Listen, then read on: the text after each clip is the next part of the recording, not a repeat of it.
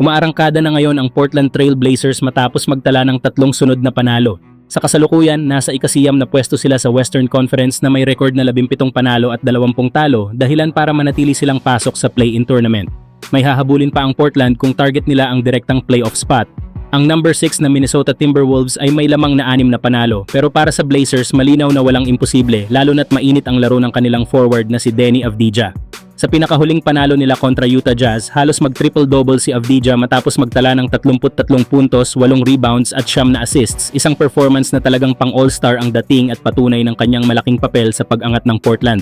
At kung magpapatuloy ang ganitong momentum, tila panahon na nga para magkaroon ng panibagong all-star ang Blazers, lalo na't nasa kanila pa rin ang liderato at karanasan ni Damian Lillard na patuloy na gumagabay sa batang core ng koponan. Samantala, papalapit na ang kalagitnaan ng season at bawat panalo ay lalong nagiging mahalaga para sa Portland sa kanilang hangaring manatiling buhay sa playoff race. Kayo mga idol, anong masasabi nyo? Kaya bang ituloy ng Trail Blazers ang kanilang pag-angat sa West at karapat-dapat na bang tawaging all-star si Deni Avdija? Samantala, naisahan ng Los Angeles Clippers ang Golden State Warriors matapos gumamit ng tila magic bunot mula sa kanilang bench. Sa gitna ng kawalan ni James Harden, isang hindi inaasahang pangalan ang biglang sumabog, ang rookie na si Kobe Sanders. Tahimik lang sa simula pero bigla na lang nag-init si Sanders at umiskor ng 20 puntos, sapat para itulak ang Clippers sa panalo sa isang dikitan at tensyonadong laban. Isang performance na walang takot, walang kaba at nagpakitang handa siyang sumabay sa malalaking eksena ng NBA. Malaking bagay din para sa Clippers na wala sa kondisyon si Jimmy Butler sa panig ng Warriors. Sa pinakaimportanteng sandali ng laro, pumalya pa ang last shot nito matapos mag-airball, tuluyang sinilyuhan ang panalo ng Clippers. Kung tutuusin, pang-8 sunod na panalo na sana ito ng Clippers, ngunit naputol ang kanilang winning streak matapos silang talunin ng Boston Celtics bago ang laban na ito kontra Warriors. Gayunpaman, malinaw ang mensahe. Kahit kulang sa bituin, may lalim at sorpresa ang roster ng Clippers. Kayo mga idol, anong masasabi nyo? Simula na ba ito ng mas malaking papel para kay Kobe Sanders o isa lang itong biglaang pagsabog sa gitna ng season? Samantala, mukhang seryosong gumagalaw ang Los Angeles Lakers sa trade deadline at backup center ang isa sa kanilang pangunahing target. Matapos ang 2 dikit na panalo ng Lakers laban sa Memphis Grizzlies, malinaw na lumabas ang kahinaan ng koponan. Madaling pasukin ang depensa sa ilalim, lalo na kapag wala si DeAndre Ayton. Kapag hindi siya available, ramdam ang kawalan ng tunay na rim protector at pisikal na presensya sa loob.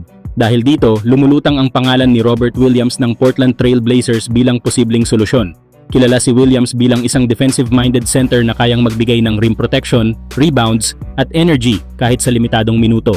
Hindi man siya scorer, mahalaga ang kanyang epekto sa depensa at sa pagkontrol ng paint. Ayon sa mga usap-usapan, maaaring mabuo ang isang trade kung saan makukuha ng Lakers si Robert Williams habang mapupunta naman sa Portland Trail Blazers sina Gabe Vincent, Ado Thiero at isang 2,031 pick swap. Pasok din ang salary ng 2 panig kaya praktikal ang ganitong deal sa papel. Para sa Lakers, ito ay hakbang para patatagin ang frontcourt at maiwasan ang pagbagsak ng depensa kapag manipis na ang rotation. Para naman sa Portland, nakakakuha sila ng movable contract at batang player habang patuloy ang kanilang rebuild. Kung matutuloy, hindi man ito headline trade pero malaking tulong ito sa stability ng Lakers, lalo na sa mga laban na kailangan ang depensa sa ilalim. Kayo mga idol, sa tingin nyo ba sapat si Robert Williams para ayusin ang problema ng Lakers sa center position? Sharp on Young, Kamara rotates out on Daniels. He may walk. Backing in, double move, step through, rejected by hurrying down the floor, throwing that lob to Edey that's deflected out by the Blazers. Jackson taking the inbounds, and there is Robert Williams, the